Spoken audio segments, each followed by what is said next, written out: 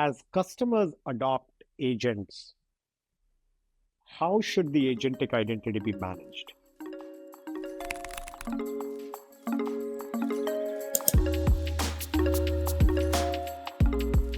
So today we're joined by Rishi, who is one of the co-founders of Descope, which is one of our portfolio companies.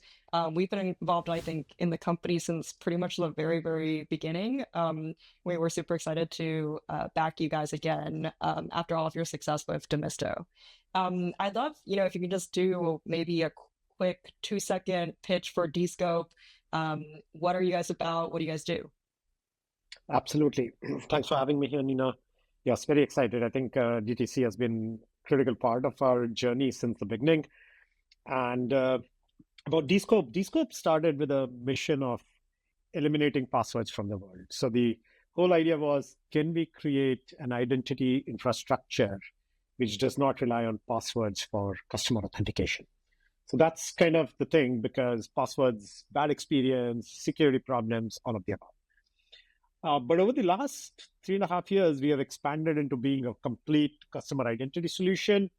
Plus, over the last year, how do agents authenticate into applications? How do you manage access control for agents, and everything about agentic identity pieces that started to roll? So that's us. And I love that. I hate passwords too. I think it's every single day I'm like, oh, I forgot a certain password and I can't log in. And that's a horrible user experience. And Descope is just incredible, really cool platform that allows you to customize, drag and drop an entire user authentication flow from bottom to top, and really, really impressive and comprehensive product suite. I was hoping, you could tell me actually a little bit more about the founding story. Obviously, you guys were all Demisto, joined Palo Alto Networks. Demisto was a pioneer in the SOAR space, really deep within cybersecurity, one of the leaders in that. Would love to hear just the story about bringing the crew back together for the second startup. And how did you guys know that there was opportunity there, and what did you guys see was missing in the market?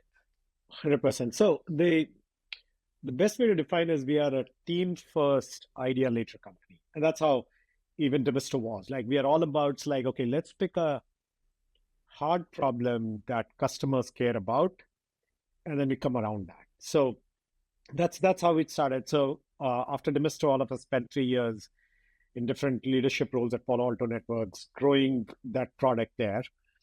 And in 2022, decided to leave and says, okay, let's do another one together. And we started to look at, like, what are some of the big security problems? And one of the things that emerged was all of us in our personal capacity, I call us IT admins of our house, seeing people resetting passwords, and then noticing that if you look at the entire security landscapes, password form one of the core challenges, right? If you look at the OWASP Plot 10 or any of the security reports, like, password breaches is a big piece of it, whether it's personal security, consumer security, or enterprise security. So it says, okay, let's go solve that. And then it turned around, it's like the best way to solve that is to build infrastructure which we can take to developers, so that when they build the next generation of applications, they just don't build it with passwords. So that's how it got started. So it was more of kind of looking around, finding the core problem that we would all be excited to solve for the next 5 to 10 years as we build a lasting company. And that's what came around. And I'd love to understand just a little bit about how your experience at Demisto maybe informed how you architected Descope. Descope, as you mentioned, is super configurable. It's developer first and really oriented toward that market. Were there any learnings that you guys brought from Demisto as you thought about building your next startup? Yes, a lot, Nina. That's actually an excellent question. So for people who are familiar, Demisto was a security orchestration platform, as you outlined. The idea of security orchestration is designing a workflow, being able to design a workflow easily in a very, very flexible manner is core. As we started the journey of building customer identity platform, the few things that jumped out: it needs to be developer friendly. Developers need to be able to pick it up. It needs to deliver value really fast. So complicated identity scenarios, large organizations such as GoFundMe or Databricks, who are our customers now, when they think of B2C or B2B, it should cater to both. Now, if you want developer friendly and if you want flexible, that means it needs to be able to handle complex scenario with ease. Workflow is a perfect option. Or maybe it was our bias coming in from the SOAR world that workflow is a good one. But no matter which path you take, using workflow as the code building block, we call it Descope flows, for your identity journey just changes the whole game. This morning, I was having a conversation with a customer, and I was like, so I can think of you guys as a canvas to draw my customer journey, and then that journey comes to life. And that's a very simple way to explain. You design your customer journey. First screen looks like this. Then this is the next action. If the user is coming in for the first time, ask them more questions. And then that journey just translates. So learnings from Demisto make it easy, make the value delivered fast, very customizable, very scalable. Those were some of the pillars that we took and brought to life here at Descope. Yeah, and I think from a timing perspective, I mean, I think it's also a really interesting period of change for developers as well in terms of like they're getting all of these new tools and platforms like Cursor, or they're changing their IDEs. There's all of the work that's been done on the Gen AI side on coding agents. And then meanwhile, you have the rise of, just chat GPT, and like you can go prompt it and ask it what tools you should use for XYZ. And so the discovery of what frameworks they're using, what SDKs they're actually using within their stack is also changing. I'm actually curious, like in building, a product targeting developers, what is it that you guys are seeing in this age? Are you seeing any differences in how developers are actually picking the frameworks that they're using, how they find Descope, how they choose their tools?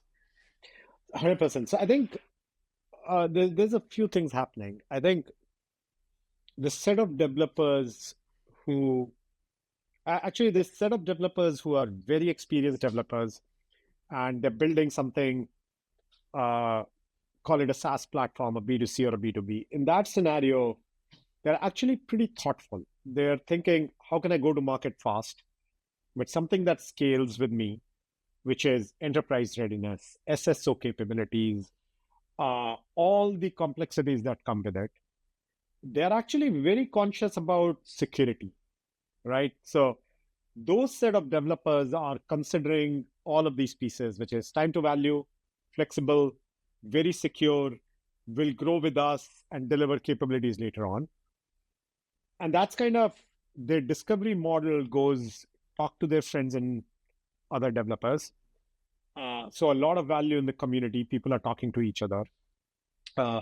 Lot depends on what they come to our website and find from a content perspective. They really want to be self-serve. Like, it's actually very interesting to see some Fortune 500 companies also come to us and purely says, give us access. We're going to do the POC. We're going to do one call a week. No hand holding. We want to test your documentation. We want to test how friendly you are to developers based on how well you document. So that is the trend I'm seeing, which is considering all those factors, but at least still want to be very developer first mindset. And you're right, the stack is changing really fast.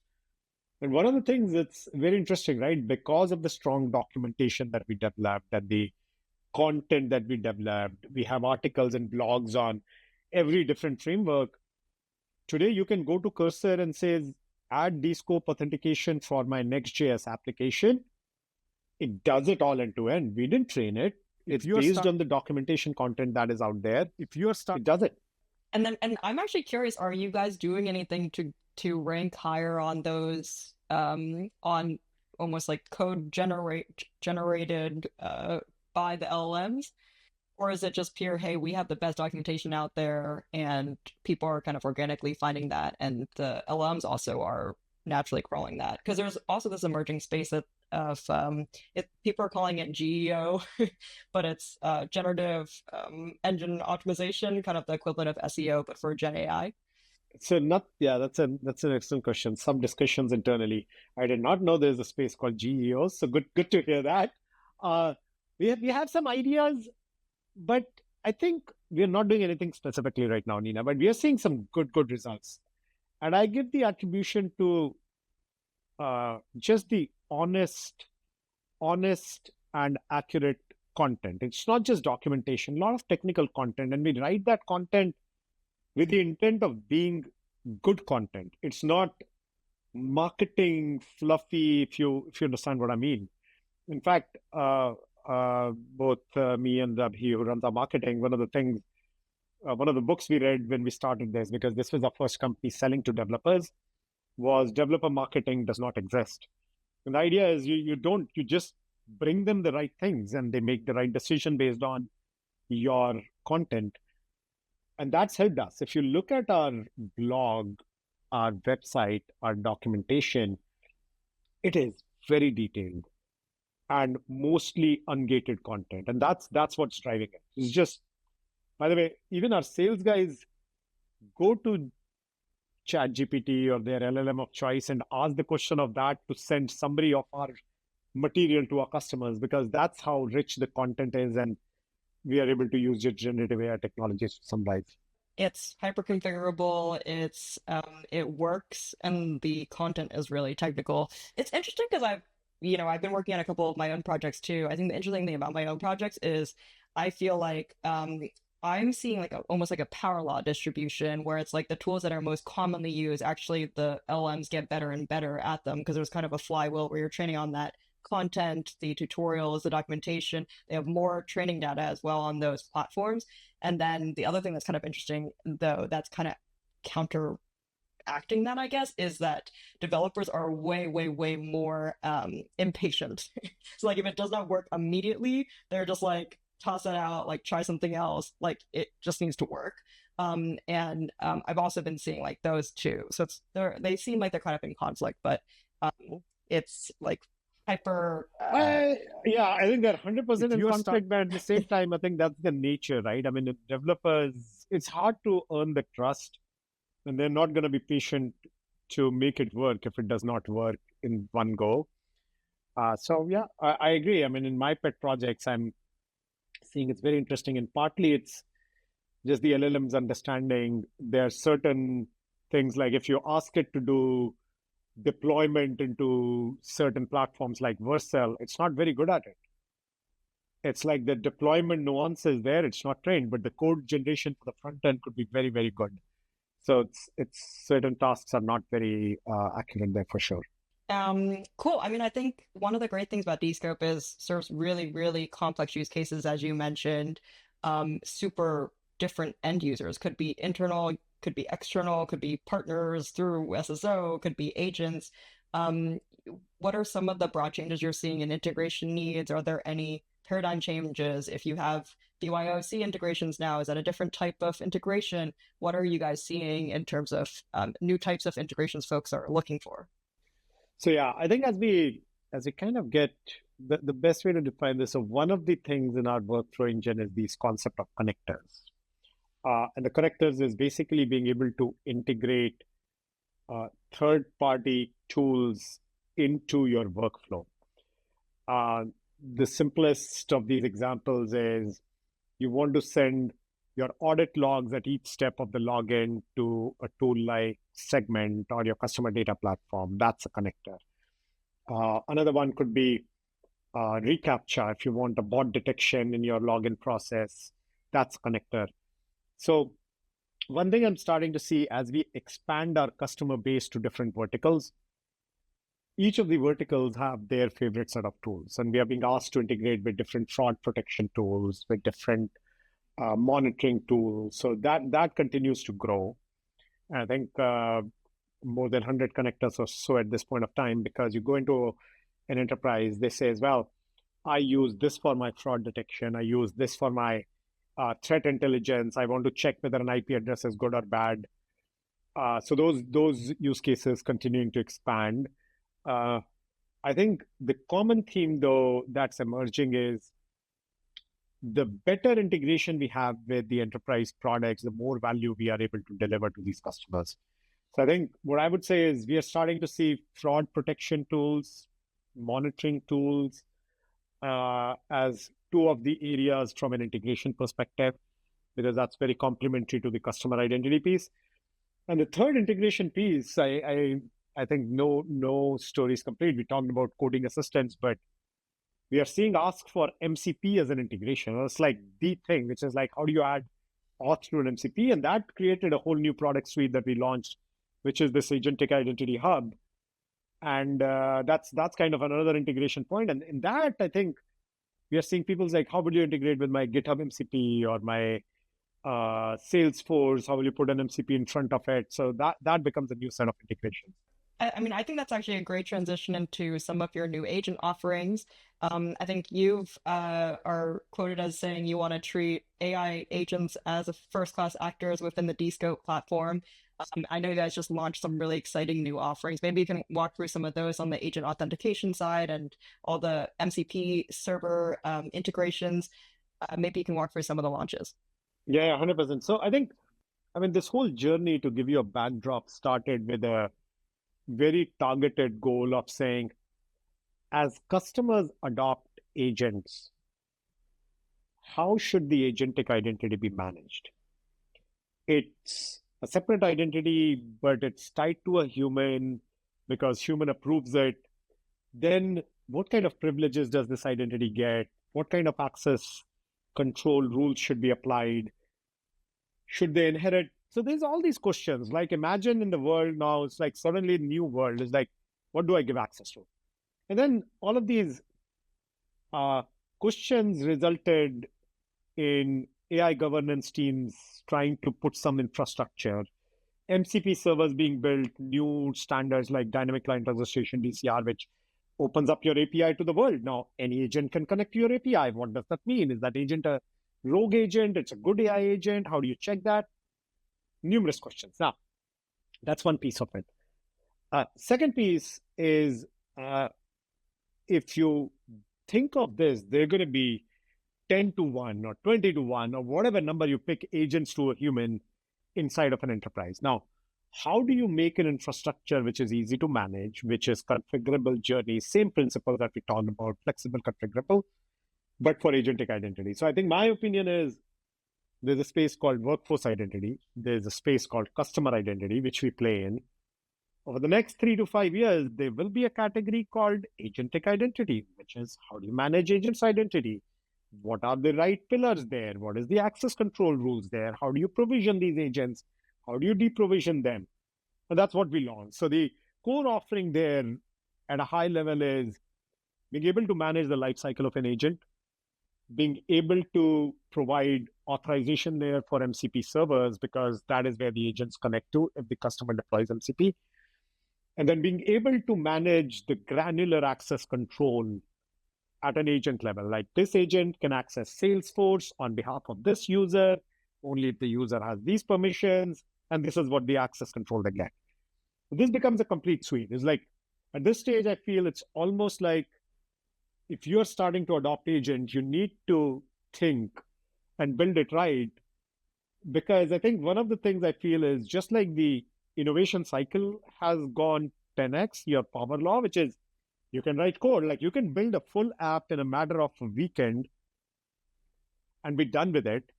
If we start to deploy agents without the right controls, I think we're going to have trouble at our hand, because you're going to be very soon find thousands of agents deployed working in the environment and no idea how to manage this access control. And then incidents like Repellent and the Salesloft, Salesforce incident all start to become mainstream, which will be a big problem.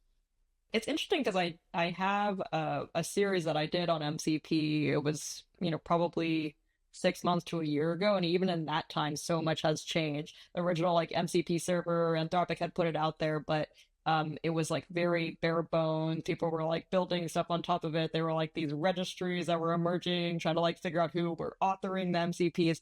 Maybe you can walk me through like, what are some things that have happened recently in MCP? Has it matured as a framework? Is it how are people actually adopting it? And I think one of the things that also emerged was just this question of what is going to ride on existing rails that we already have, like OAuth, versus, hey, we have to build something new, or we have to really rethink.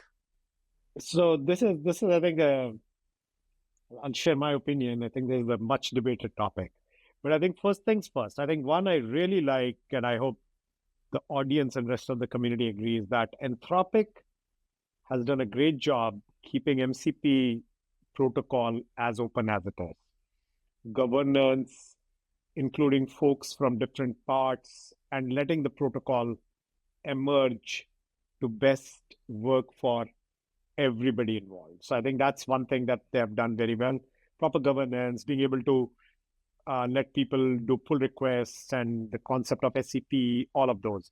Now, why is that good? Because even as a startup, right? I mean, if you think about it, of course, Microsoft is contributing, Anthropic is contributing. We have gone and commented on those pull requests and PRs and given our feedback on why do we think is the right thing. And they have responded. People have commented and engaged with us. So I'm seeing that's a really, really positive side. Now, what does that turn to?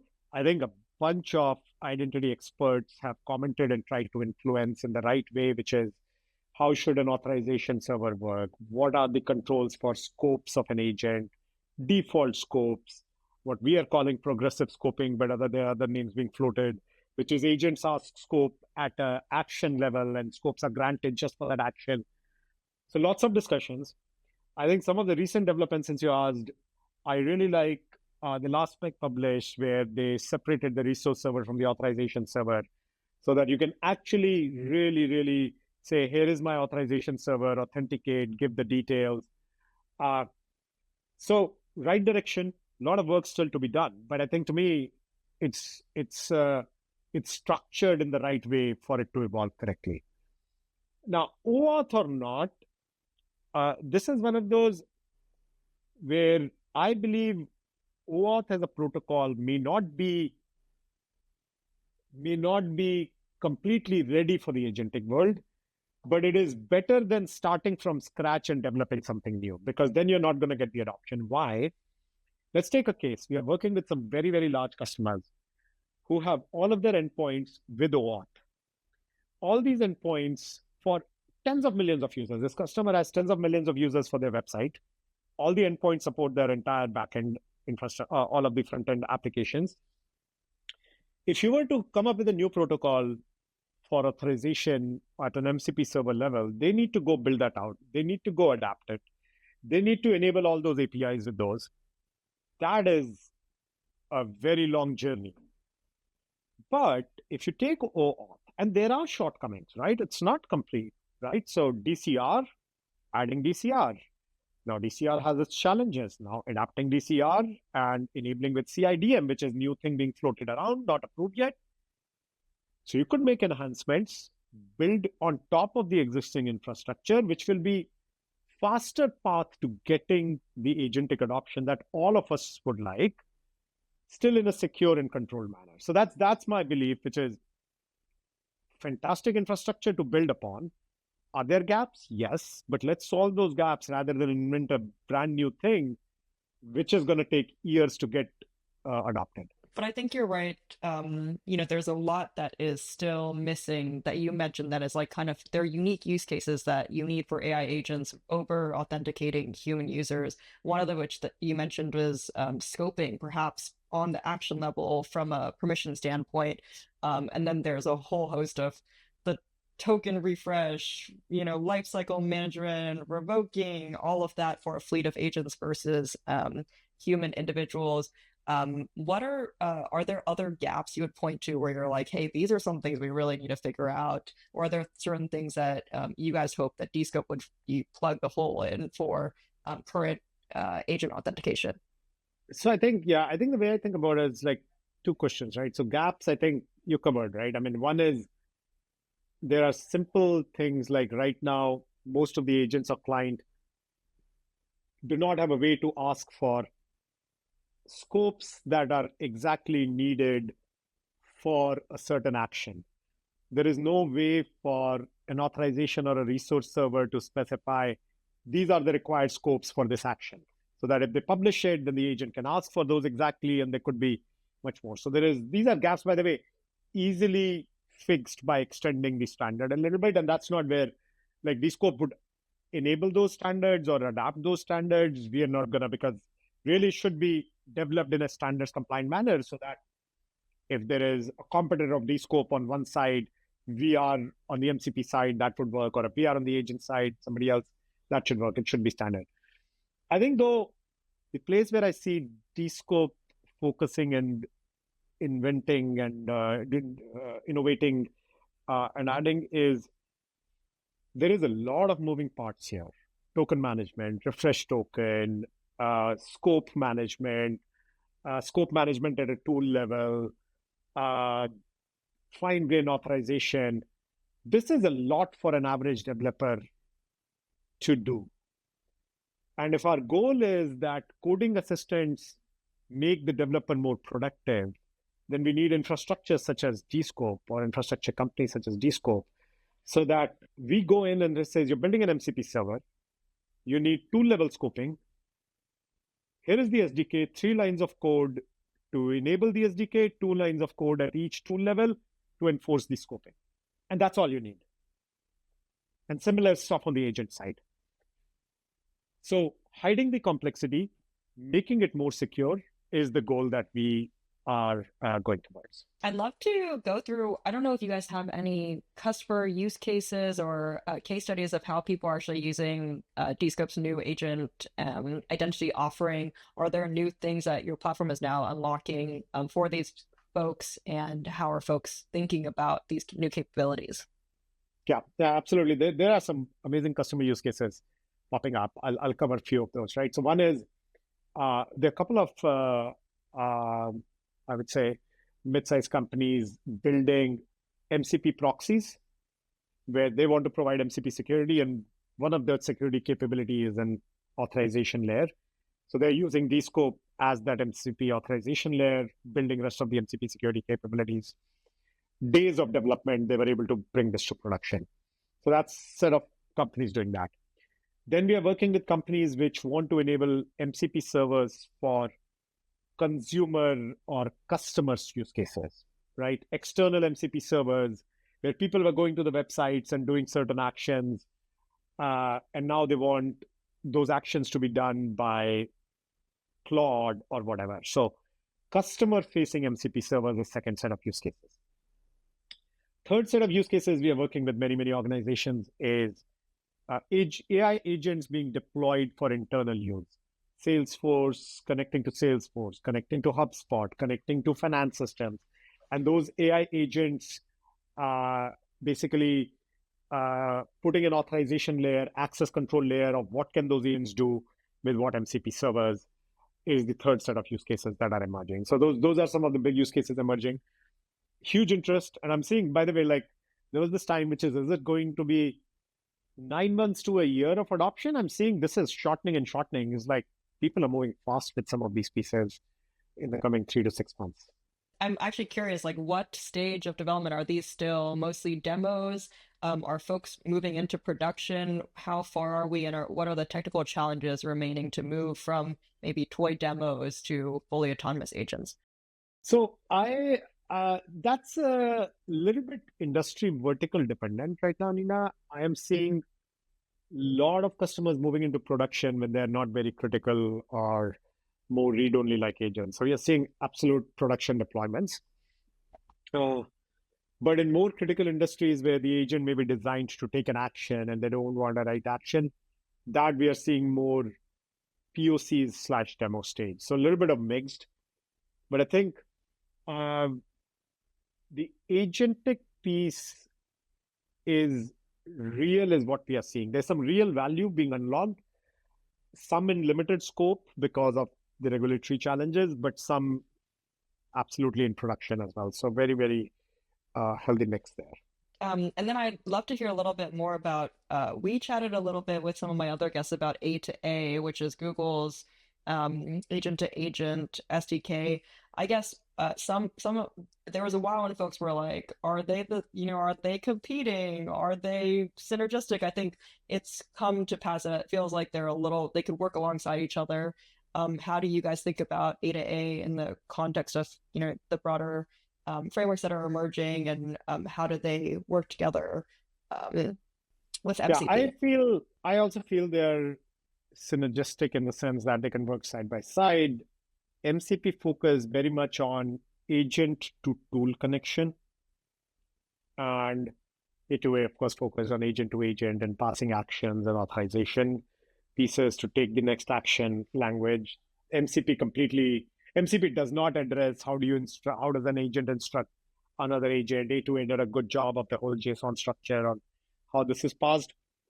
So I feel they will work side by side. I mean, already the level of awareness that MCP has got, I feel like I was asked this question recently is like, do you think MCP is here to stay? And I think it's here to stay. I think people have really adopted this as the standard. We'll see, but in this world, things change very, very fast too. But that's what I'm betting. I'm betting MCP is here to stay, if you were to ask me for a bet. The interesting thing with A2A, I think that I have not seen a whole lot of adoption yet. I think it's probably 6 months behind the MCP piece because people have not even deployed, as we said, there's only early deployments of some production of this MCP stuff. A2A, agent to agent, multi-agent systems come after that.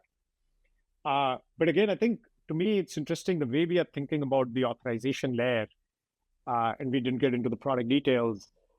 It will work for both. The way we are thinking is the token which takes the certain sensitive action into an application should never traverse to any agent. Agent should actually ask for the token for login, keep that login token. That should be exchanged by the MCP server to take the action. MCP server takes the action. Now, if you have that paradigm, the real sensitive token never reaches the agent. And now in that model, agent to agent is also fine because the next agent never gets the token. They need to ask again for the authorization from that MCP server. MCP server does the action. So as a security person, I absolutely love the fact and the model that we can create here, which is almost like an air gap, which is the token that agents have is not the actual token for taking the action. That needs to be exchanged by the MCP server, and MCP server takes the action. Would work for A2A or MCP or any of these other frameworks.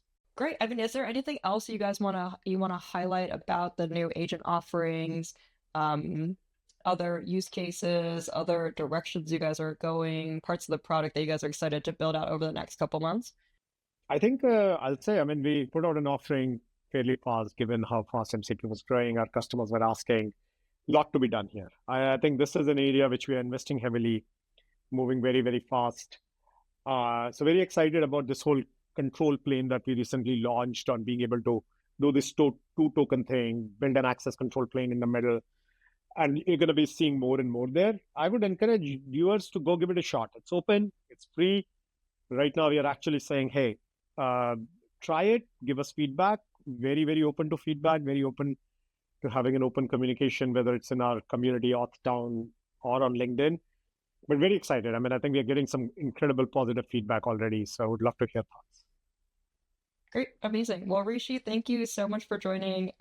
Really amazing to hear more about platform you guys have built, use cases that folks are using the new agent offerings for. It seems like actually getting some real adoption, finding some really interesting customer use cases as well. Where do folks find you? How do they try out Descope's new products? Two good resources, descope.com, where there's the sign up, descope.ai summarizes all of our resources as well in one place on what we do. And then we'll add some links in the captions as well. So thank you so much, Rishi, for joining us. Of course, thank you.